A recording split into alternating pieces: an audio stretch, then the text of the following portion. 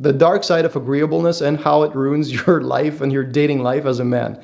If you're coming at this, if you're trying to date from an overly agreeable standpoint, this is what you're doing wrong. We're going to analyze the whole thing on this video so that you can stop the overly agreeable behaviors, so that women stop seeing you as a nice guy, stop seeing you as an inanimate object, start perceiving you as a sexual potentiality, and start becoming attracted to you, and you can start creating that spark that is so necessary to create that romantic relationship.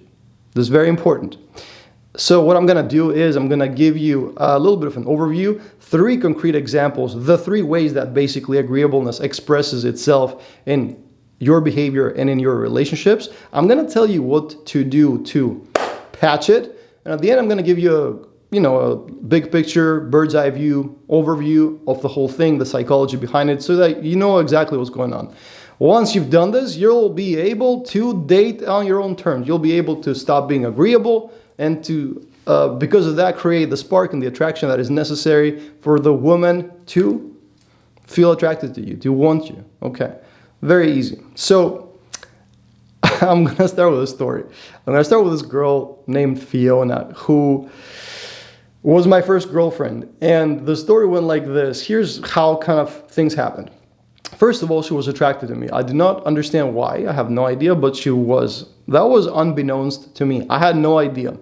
And at some point, I am somewhere in recess or whatever, and she jumps me and she like makes out with me. And my first response was, "You scared me, baby." Like, I tried to play it off cool, right? To me, that's hilarious. But the rest of the relationship went like, there's like 3 like waypoints of the relationship that I remember. I remember the relationship in 3 scenes, if you will. The first scene was her jumping me, and this is the start of the relationship. The second bit of the relationship was basically, okay, before I get to the second bit, the body of the relationship consisted of us holding hands, going to like the secret spot and making out in high school. And then like recess was over and then we continued class. That's kind of like what I remember. The second bit of the relationship was her birthday, where I bought her this gift that was like a plush teddy bear that had like a tiny hot air balloon. And so I buy this gift, and I remember I was about to give it to her, and then I noticed that in the basket of the hot air balloon was a condom. And I'm like, oh my God, this is gonna be fucking terrible. Like, let's take the condom out, because I'm so embarrassed to give her the condom. Like, what the fuck? I don't want to be that guy, right? So I give her that gift, and the the last bit of the relationship is that a couple weeks later, I find out she cheated on me with some other guy from a higher year, like whatever. So like it ended with me yelling at her, like, "Shame on you, how could you do this to me?" And the most hilarious part is that there were no emotions involved. Like, I just saw this on TV that if you get cheated on, you're supposed to yell or something. So I feel like the entirety of the relationship was me just like going with the flow. It's like this. Have you seen this meme of this like plush toy like looking like away from the camera and then to the camera and back away or something? This was me kind of like going with the flow. I just didn't want to stir the waters too much because there was something in it for me. There was some kind of carrot at the end of the, like at the end of the fucking rod. And the carrot was closeness and like the much coveted girlfriend that I always wanted, because I always saw like guys putting their, denim jackets on their girlfriends, and I wanted to do the same. And also like I wanted the accolades of, oh, Alex got a girlfriend, he's the man. And but I was obviously like in way over my depth. Like I was I bit more than I could chew in that instance. But the way I tried to play it was, okay, let's just like go with the flow and like try to do our best. And that's kind of what happens, what it feels like. if you don't know everything that we're going to talk about in the video. This is what it feels to be overly agreeable. Okay, so what is agreeableness and why is it a bad thing? So agreeableness is, I mean, we toss the term around, but what it really is it's one of the 5 dimensions of like this psychological test. There is a bunch of like psychological tests that have spectra and dimensions to kind of like classify you as something so that you can have some kind of treatment or some kind of intervention, I guess, by a psychologist. And Jordan Peterson, if you know who he is, kind of like recommends this test. I've done mine, it's had interesting results to say the least. And agreeableness is one of the 5 axes, one of the 5 spectra to fucking classify like where you are. Agreeables basically means your tendency to be cooperative, kind, and like considerate, like compassionate. And ideally with these things, you kind of want to find yourself around the middle because extremes are bad. So if you have high agreeableness, women see you as caring and reliable and emotionally safe. If you have low agreeableness, okay, women see you as daring, as like a daredevil, as like unapologetic, exciting. And obviously both of these ends have their negative sides, because if you have low agreeableness, you can come off as an asshole. It's like you're like selfish, you're arrogant. But at the same time, if you have high agreeableness, which is the theme of this video, which is basically, I would say like 60% of guys out there, general fucking population, if not more, probably more, maybe 70, by feel, like this is what I feel, like I didn't read it anywhere, didn't read any statistics, but like by feel, I feel like 70% of men out there have high agreeableness, and they suffer because of that, okay? So if you do have high agreeableness, you will be seen as the nice guy and a pushover. And if you ask me, if you had to choose one of the negative sides, you had to, gun to your head, I would choose to be seen as selfish and arrogant rather than to be seen as a pushover and a nice guy, because that is not going to get me dating success, and that's guaranteed. Whereas the other bit, if I'm like a little selfish, a little arrogant, that's kind of like, that's kind of like what women want. And of course, they're gonna say the opposite, but this is what women want. So we're gonna move on to 3 symptoms of agreeableness, 3 ways agreeableness expresses itself in your behavior and your dating. And I'm gonna tell you what to do to reverse it. And I'm gonna tell you maybe also kind of like what's good about it. So the first one is politeness. And it expresses itself through your smile. Like a lot of nice guys smile way too much. And I wanna go off on a tangent here, and I wanna tell you a story that happened to me a few years ago. I was coaching somebody in Vienna in Austria. And because this is also very important, this is part of the video. So I was coaching this kid, and I told him, and by the way, there's a couple more stories about this guy, and one of the stories is how I had a threesome with 2 sisters. But if you want to hear this story, type it down in the comments, and I'll make a separate video on that, and I'll link it up here. So I'm coaching this guy, and I'm noticing that he's got his instructions. He basically, the coaching consisted of us in a nightclub, telling him to approach some girls, like some girls in a row, and seeing what happens, and then kind of correcting his behavior accordingly. And one of the things I saw is that he was smiling too much. And it's cool to smile, but if you smile too much, that's going to be the end of you. That's going to be the girl realizing that you're pandering, realizing that you are a nice guy, a people pleaser, and she's not going to be interested in you romantically. And I'll tell you in a second why that is, why she doesn't want to be with you romantically. But before I do, here's one a very important bit that I want you to realize. And this is a theme in a lot of my videos, and it's about awareness. It's about knowing what you're doing. So I noticed that every time he goes to a girl, even though he knows what to do, he's smiling way too much. So I'm like, okay, bro, the next time, the next girl that you're gonna go and approach, you can do whatever you want. There's only one rule, and you're not supposed to smile. That is the rule. So lo and behold, he goes in, he approaches the girl group, and I see the reactions of the girls. They're super disinterested. And I just circle around, and what do you know? I catch the motherfucker smiling from ear to ear. I'm like, God damn it, bro. So the moral of the story here is this. And this is the first step, okay? It's about awareness. It's about understanding that maybe you are watching this video. Maybe you're thinking, okay, I'm not a people pleaser. I'm not a nice guy. But maybe you don't realize that you are. You need a second pair of eyes to look at you. Maybe even like you could record your voice or record yourself, like, or have a friend observe you and tell you the truth. Like, yeah, bro, you've been smiling way too much. Catch yourself, because you might not realize that you're doing it.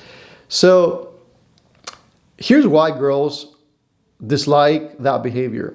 When you go approach them and you inquire, you ask them a question, you're like, where are you from? I'm from Texas. Ooh, Texas. That's the classic common answer that I hear all the hopeful Casanovas giving.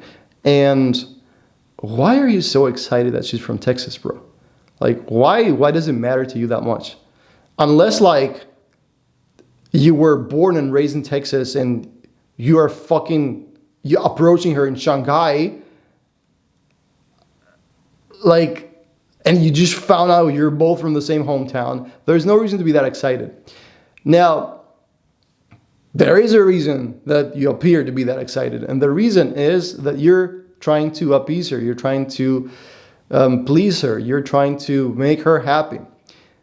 The issue is you don't know her, and right off the bat, trying to make people happy in that way signals to her that something's wrong here. You're either trying to get something, or you're weak as a man. You've lived a life where authorities played a big role in your life, and now you're trying to appease everybody. That's okay. However, when it comes time to protect her in a relationship, you're not going to be able to do that if you exhibit these characteristics. So it's kind of a shortcut for a girl to know that you're not with it. You're not on par. You're not the material she's looking for. In fact, the smile, if it's fake, if the eyes are not smiling with it, it can come across as very creepy. And like, the smile's like that, And it also means that you have an agenda, that you're not there to socialize. You're not there to like shoot the shit and relax and have a nice evening, but you have some plan in mind. And yeah, that's very low value. So don't do that. Now, the question is, what are you going to do? Alex, am I supposed to never smile?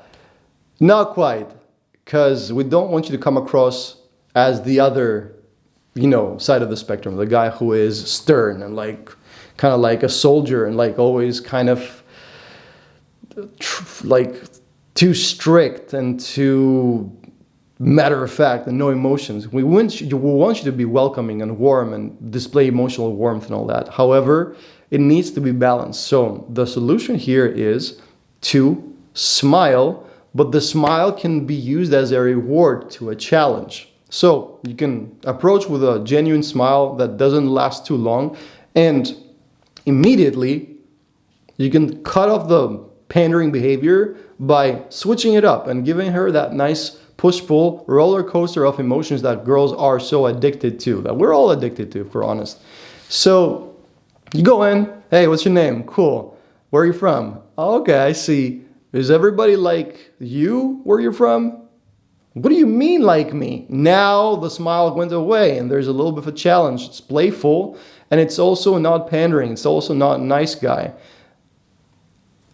Switching it up, allows you to both smile and give her that sensation of warmth so that she knows you're not a serial killer, but at the same time, she knows that you're not always smiling. So there's a fine balance, and if you start alternating the times where you're challenging, you're going to find it. So don't be afraid to experiment.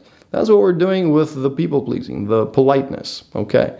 Now, the next thing I want to say is conflict avoidance. This is the second out of the 3 behaviors that I want to stress in this video, because conflict avoidance is something that, again, signals to the girl that you're not strong enough to protect her. What do I mean by that?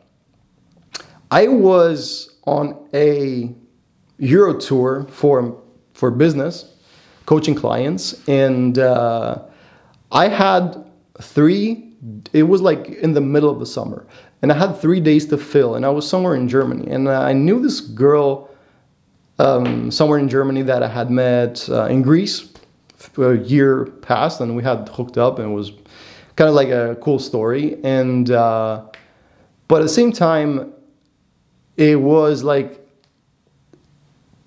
I was in a, my boundaries were not very solid at that time, and it was easy for me to slip up. So here's exactly what happened.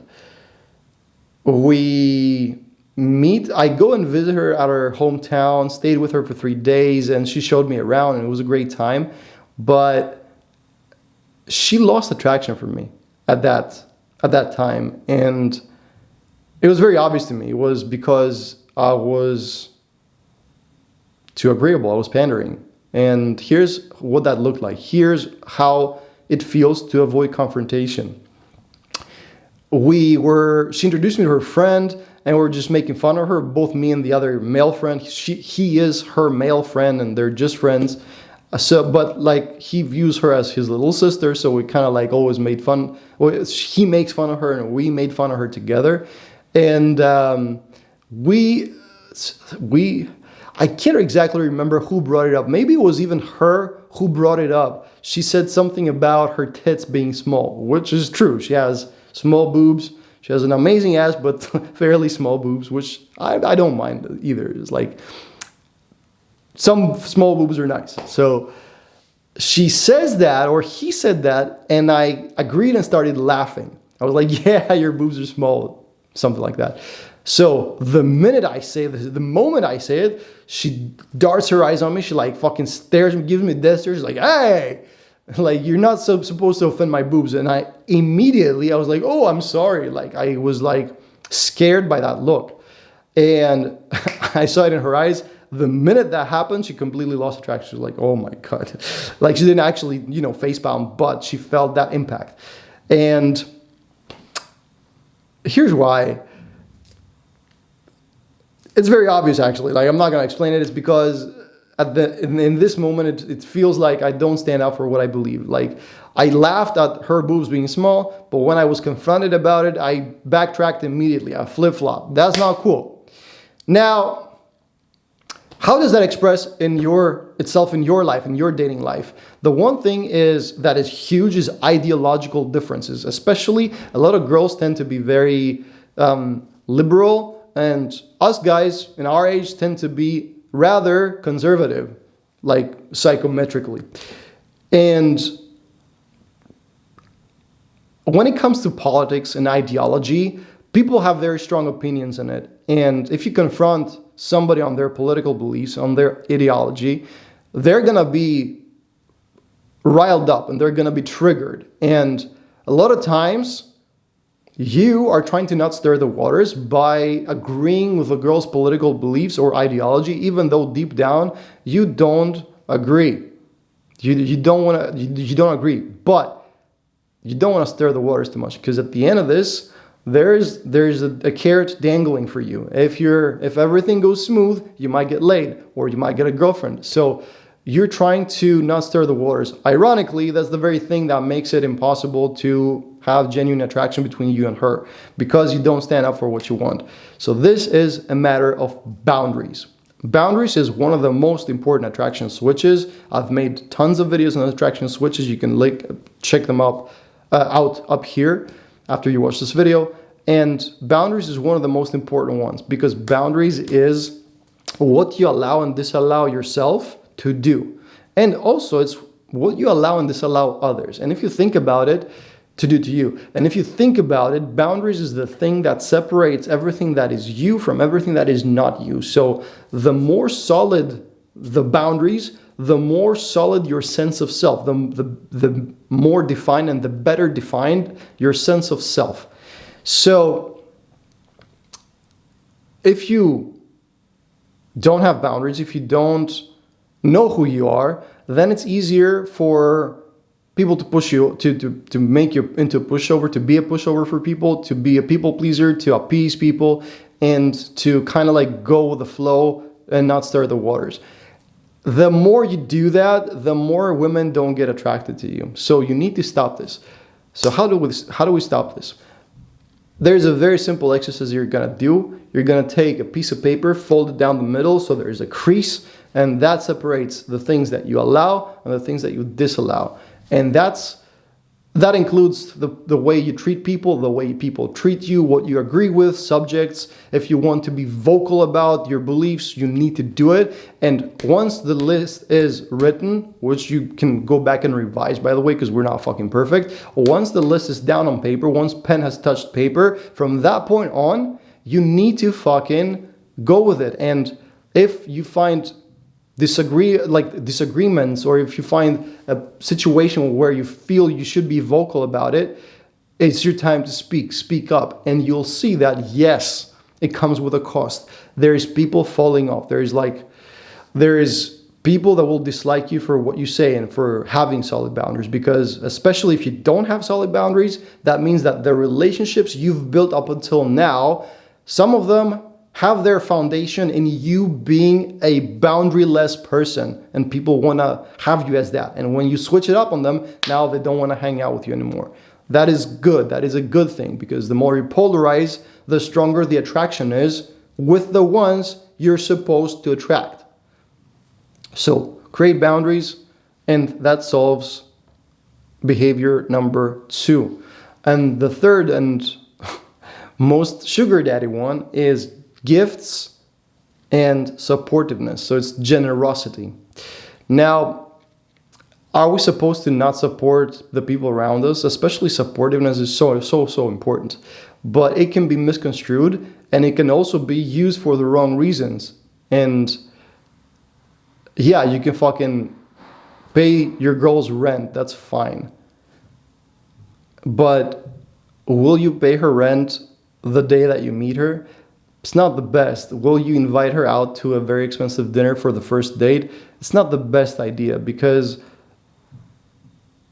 the most important bit here is that she has to earn it. So yes, it's a good idea to give her support, to give her verbal support, to say that you're with her. If she's embarking on an endeavor, if she wants to complete a challenge, if she wants to upgrade her life, if she wants to become a better person, you got to support her in that. You got to make sure that, she's your girl and she has your full support. But at the same time, the way to do this perfectly is to support her, to give her gifts, to support her morally, to support her verbally, to support her materially the moment that she's earned it. So you have to make her work for it, because then we appreciate what we've earned. We never appreciate what's given to us without us having earned it. So the question is, how are you going to do it?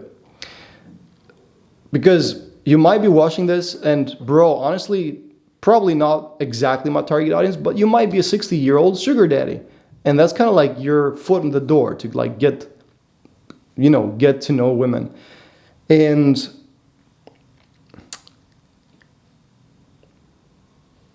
you're thinking, okay, cool. So how am I supposed to do that without gifts? Like she's bringing her youth and her beauty. Like, what am I bringing to the table?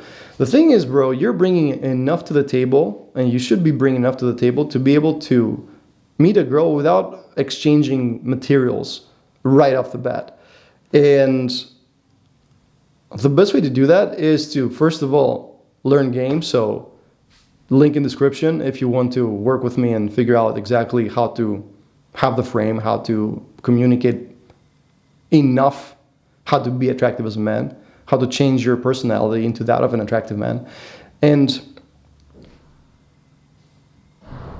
the best way to do it is to test. So what you test is, you test their behavior after a takeaway, after kind of like, you know, you're not, you know, I'm not going to get you the dress. I'm not going to get you the car. I'm not going to get you the fucking dinner. What are you going to do? If she is disinterested, if she responds to that with disinterest, yeah, then you know, okay, it's not the girl for me.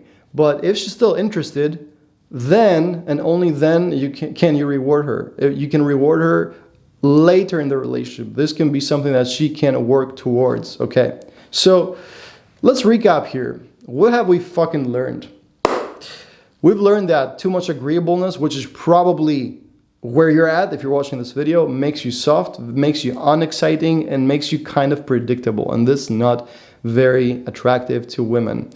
In order to reverse that, you need to have boundaries. You need to, you know, reward girls only when they deserve it. And obviously, you need to challenge girls and balance out the being nice and the warm emotions with being challenging. And of course, the later you are in the relationship, the more you can let the agreeableness kind of land and take its place in a well-deserved situation. Now, there's two big takeaways that I want you to have from this video. The one is that understand that your agreeableness, if it's overly pronounced, it comes from your fear of authority. It comes from the way that you grew up and from a figure of authority that you had to appease growing up, and now you're just used to this pattern. So you need to become aware of it, like my friend after our coaching from the example I said earlier. And yeah, become aware of it and start tackling it. And the second thing is save agreeableness for later in the relationship. Make it something that she earns, and balance it with boundaries, and also show the potential for growth, the potential for warmth. So it's all a matter of balance. I hope you understood exactly how to play this. You know, I mean, I feel it's pretty fucking self-explanatory at this point. So if you have any questions, let me know. Other than that, thanks for sticking with the video. I will see you in the next one. Like the video, subscribe to the channel. Peace out.